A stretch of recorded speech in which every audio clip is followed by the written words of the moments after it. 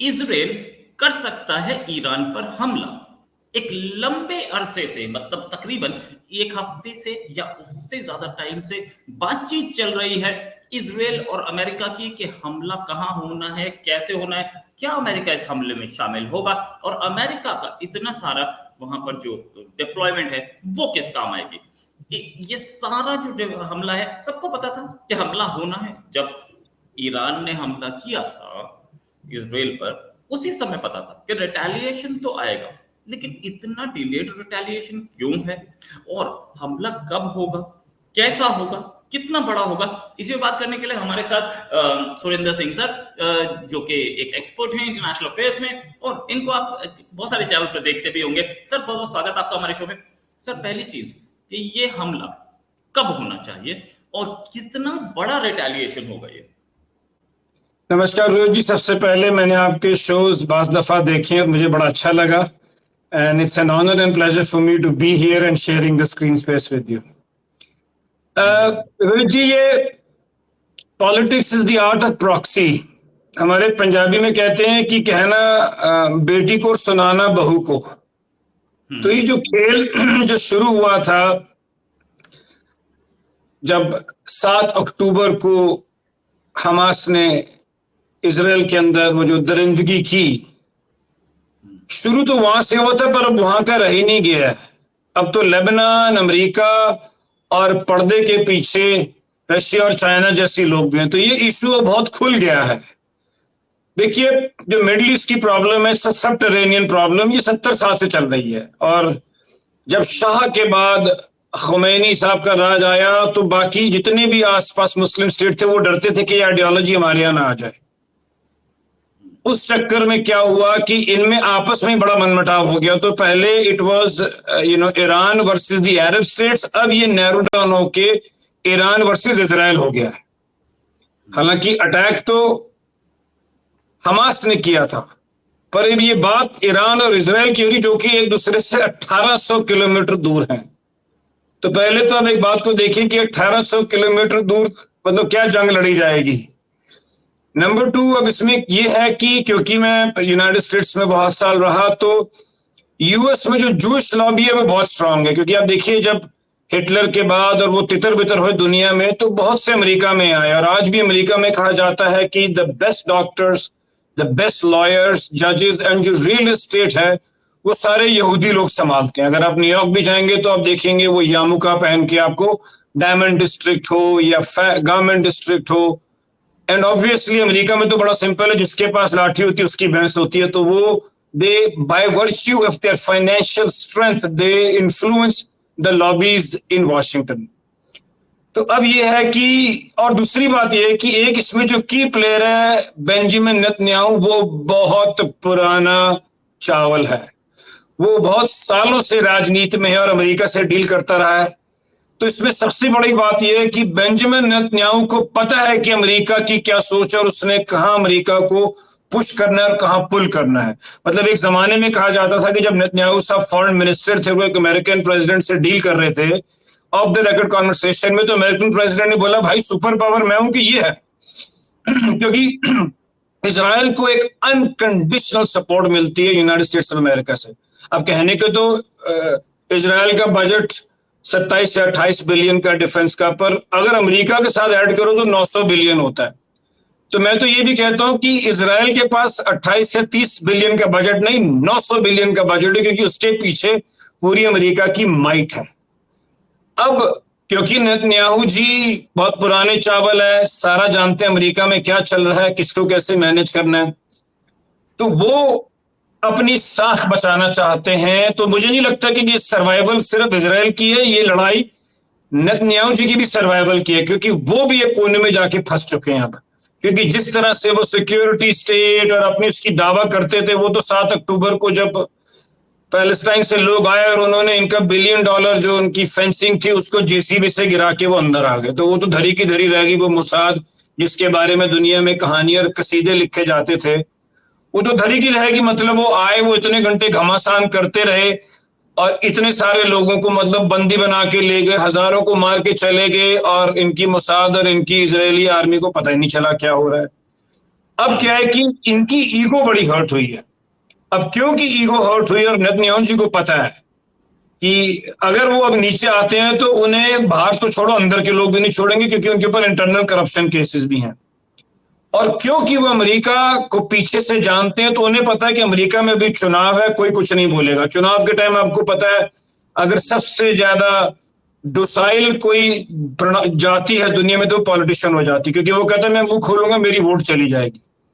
अब नेतन्याहू जी के पास ये 1 महीने की विंडो है, इसमें वो जो खेला कर सकते हैं कर रहे हैं, क्योंकि ना डेमोक्रेट, ऑल्दो रिपब्लिकन जो कैंडिडेट है डोनाल्ड ट्रंप ने तो साफ उनको फेवर किया है, क्योंकि इसमें डोनाल्ड ट्रंप की भी पॉलिटिकल करियर को फायदा है, क्योंकि डोनाल्ड ट्रंप तो शुरू से कहते रहे हैं कि जो डेमोक्रेट्स हैं उनको क्रिकेट जो बोलते हैं वो अमेरिका के जो बाइडेन को, कि इनके बस में कुछ नहीं है, मैं होता तो वॉर ही ना शुरू होती।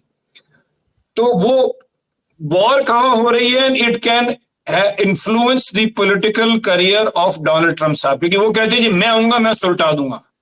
वो तो सीधा वो जाट वाली बात करते हैं कि मैं आऊंगा तो मैं तोड़ दूंगा, फाड़ दूंगा, मैं कर दूंगा, मुझे बताओ होगा नहीं होगा एक बात अलग है।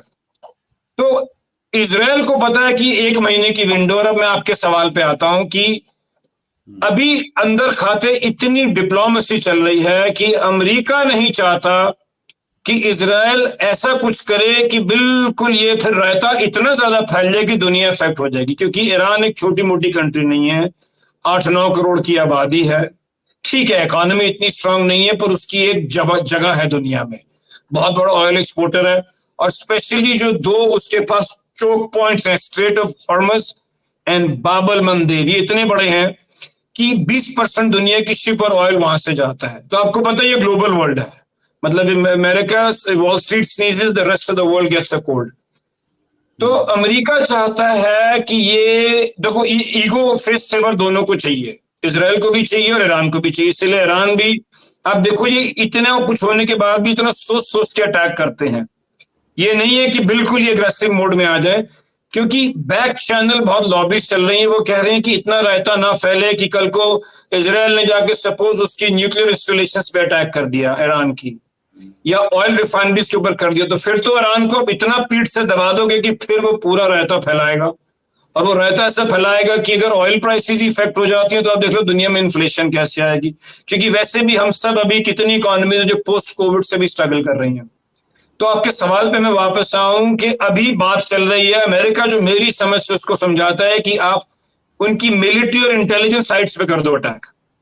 और आप देखिए कि ईरान भी जहां अटैक करता है, बिकॉज ईरान को भी पता है कि जो उनकी हालत है वो ये वॉर सस्टेन नहीं कर सकते, और 1 महीने बाद शायद इजराइल भी नहीं कर पाएगा, क्योंकि दोबारा से कहूंगा कि 1800 किलोमीटर दूर आप कितने मिसाइल दागोगे, इतना आसान नहीं है। एक वॉर में इकोनॉमी ध्वस्त हो जाती है बुरे तरीके से। तो अब ये दोनों फेस सेवर ढूंढ रहे हैं कि सांप भी मर जाए और लाठी भी ना टूटे। तो अब ये डिपेंड करता है जब नेतन्याहू जी कितने बड़े शूरवीर बनना चाहते हैं, वो किस अग्रेशन तक इसे ले जाना चाहते हैं, क्योंकि ईगो तो इजराइल की हर्ट हुई है। तो अब ये बात ये है कि अभी इस सवाल का जवाब तो शायद कोई भी नहीं दे सकता, क्योंकि अभी बैक चैनल में बात चल रही है कि नहीं यहां कर दो, यहां कर दो, नहीं हम तो यहां करेंगे, यहां करेंगे। तो अमेरिका इसको कंट्रोल कर रहा है, क्योंकि इजराइल की एक और मंशा है कि किसी तरीके से उसको अमेरिका को भी इसके अंदर लपेट के ले आए, और अमेरिका आना नहीं चाहता है, क्योंकि अमेरिका आता है तो फिर अभी अमेरिका तो इतनी जगह फैला हुआ है, अभी यूक्रेन यूएस रशिया के साथ भी चल रहा है। तो नेतन्याहू साहब चाहते हैं कि इसको अमेरिका में लाऊंगा तो मेरा काम हो गया, मतलब इतना बड़ा जब आदमी आ गया तो मेरा काम तो वही कर देगा, मैं शांति से बैठूंगा। और अमेरिका आप देखो टोन डाउन कर रहा है इसको, जो बाइडेन की स्टेटमेंट्स आ रही हैं, अमेरिका से स्टेटमेंट आ रही हैं कि काका ठंड रख, काका ठंड रख। अब ये तो ब्रेकिंग न्यूज ही बताएगी कि अगला अटैक का होगा, क्योंकि आज उन्होंने उनके सॉफ्टवेयर पे भी किया है, उनकी इंस्टॉलेशन का जो सॉफ्टवेयर है। तो बात यह है कि सब रायता फैलाना चाहते हैं, पर इतना नहीं फैलाना चाहते कि कल को उसमें से निकलना ही मुश्किल हो जाए।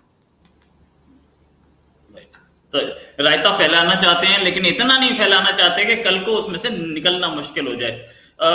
क्या ऐसा भी हो सकता है कि ईरान को नेस्तो नाबूद कर दिया जाए, या ईरान में एक रिवोल्ट पैदा कर दिया जाए, जो वो नेतन्याहू अपनी स्पीच से करना चाहते थे कि आप ईरान के लोगों को बोला था कि भैया आपके कंट्री की जो हम आपके खिलाफ नहीं, आपकी कंट्री की गवर्नमेंट के खिलाफ है, आप खुद भी खिलाफ हो, अपराइजिंग क्रिएट करने की कोशिश। मतलब इस बात से तो मैं बिल्कुल ही इत्तेफाक नहीं रखता कि आप निस्ते नाबूद तो छोड़ो, आप ईरान में रजीम चेंज भी नहीं कर सकते। पूछिए क्यों? क्योंकि ये एक सब टेरेनियन है, ये जमीन के नीचे से कॉन्फ्लिक्ट बड़े सालों से चल रहा है। और ईरान ने जैसे इसराइल को एज एन एनिमी बिल्ड किया हुआ, जैसे पाकिस्तान ने हमें बिल्ड किया हुआ है कि जी काफिर हैं, हिंदू हैं, वो नहीं चाहते, ऊटी नेशन थ्योरी से नहीं है, उसी चीज का पाकिस्तान हर जाना भुगत रहा है, क्योंकि उन्होंने इतना पॉपुलेशन को एंटी इंडिया रेडिकलाइज कर दिया कि आज वो प्याज टमाटर भी कहीं से और खरीद रहे हैं और हमें मोस्ट फेवरेबल नेशन स्टेटस नहीं दे रहे हैं। सो इसको बोलते हैं अंग्रेजी में क्रिएटिंग द फ्रैंकेस्टाइन मॉन्स्टर। 8-9 करोड़ की ईरान की आबादी, और जब लड़ाई होती है तो वो जरूरी बात है सरकार का साथ देती है। यहां भी आप देखो कि अगर अक्रॉस द बॉर्डर अटैक हमने किया पाकिस्तान में तो इस बेस पे इलेक्शन जीत जाती है एक कंट्री। तो ईरान एक बहुत स्ट्रांग इकोनॉमी है, it's a very resilient society. और आप पिछली हिस्ट्री स्टडी करोगे, कितने सालों तक ईरान को कोई गुलाम नहीं बना पाया, क्योंकि वो पहाड़, उनकी लोकेशन, उनका साइज इस तरीके का है कि ये मुझे लगता है कि बिल्कुल पॉसिबल ही नहीं है उसको निस्ते नाबूद करना। मतलब वो दुनिया का सबसे बड़ा ऑयल एक्सपोर्टर है, 20% एनर्जी प्रोड्यूस करता है। तो कैन यू इमेजिन कि उसमें इन्फ्लेशन कितनी आएगी? और जो मैंने जो मैंने चोक पॉइंट्स दुनिया के बताया वो दोनों ईरान के पास हैं। तो फिर तो कई कंट्रियों में प्याज टमाटर भी नहीं पहुंच पाएगा, गाड़ियां भी नहीं पहुंच पाएंगी, पेट्रोल भी नहीं पहुंच पाएगा, और दवाइयां भी नहीं पहुंच पाएंगी, क्योंकि sea routes are very instrumental. I mean आज जो चाइना यहाँ गेम खेल रहा है दुनिया में, अब वो कोई लड़ाई से थोड़ा ना दुनिया को जीतना चाहता है, वो तो सिर्फ हमारे पैसिफिक पार्ट के अंदर वो सी रूट्स को कंट्रोल करना चाहता है, भले वो श्रीलंका का पोर्ट हो, भले पाकिस्तान का हो, भले ईरान का हो। क्योंकि अब जो वॉर होगी वो इकोनॉमिक होती है। ये तो मैं हैरान हूं कि आजकल के जमाने में फिर भी लड़ाई हो रही है बम के गोलों से। तो मैं तो समझता था ये ऑब्सोल्यूट हो चुका है, now it is economic Wars जो चाइना करता है। जैसे कि वो एक बेल्ट रोड इनिशिएटिव क्रिएट कर रहा है कि वो अपना एक जरिया बना रहा है व्यापार का, क्योंकि उसकी सुनी जाएगी जिसकी जेब में पैसे होंगे। हमारे पंजाबी में कहते हैं जिसके पल्ले दाने उसके कमले भी सियाने। तो अब खेल सारा उसका है, और मुझे नहीं लगता कि ईरान को आप रेजिम चेंज भी कर पाएंगे, क्योंकि जब लड़ाई होती है तो सब जुड़ जाते हैं एक साथ, और वो सब जुड़े हुए हैं इस समय मसला ये नहीं है कि वो खुमैनी जी की जो प्रैक्टिसेस हैं, जो हाइपर इस्लाम और जो ये कर रहे हैं, इस समय ये है कि इजराइल से हमने कैसे लड़ना है।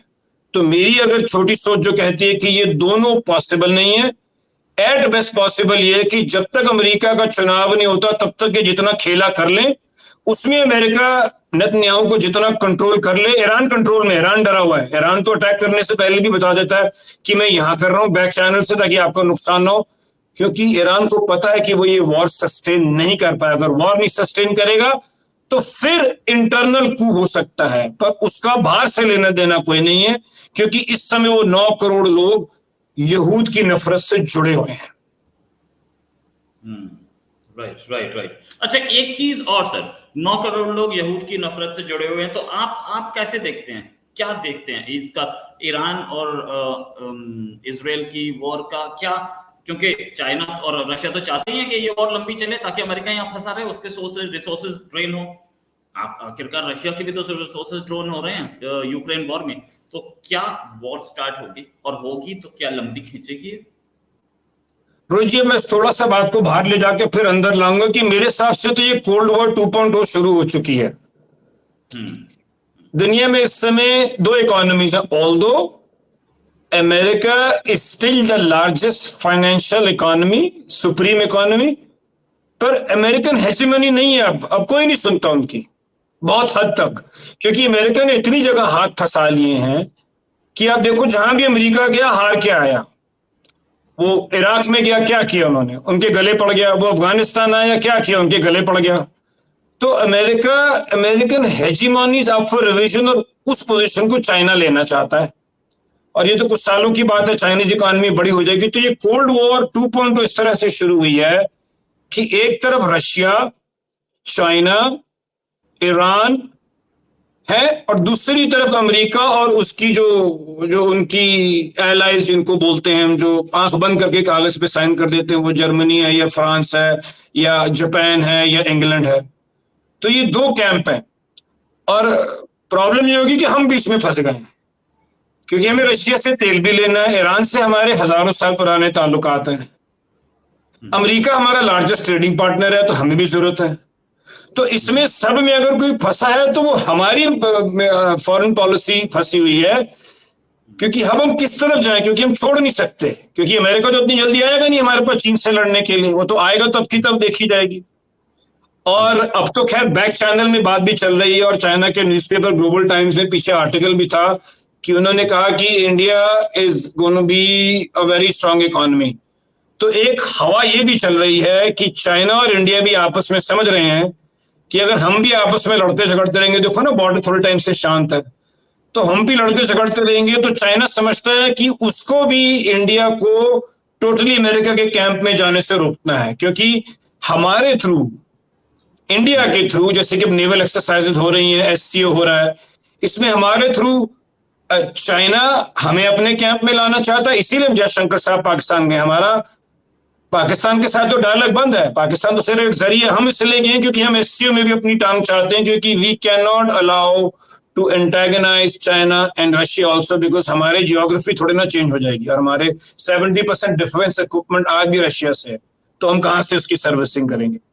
तो इसमें बीच में अगर कोई है हम कोल्ड वॉर 2.0 में, तो वो हम है जिन्होंने दोनों को खुश रखना। इसीलिए आप देखिए कि हम नाप तोल के बात करते हैं, हम एब्सटेन भी कर जाते हैं, यूएन में करना होता है, और जब हम करना भी होता है तो हम दोनों को लॉलीपॉप दे के आते हैं, क्योंकि this is how the world is, we can not सब डिस्टर्ब हमारी ग्लोबल सप्लाई चेन्स हैं। India is a growing economy.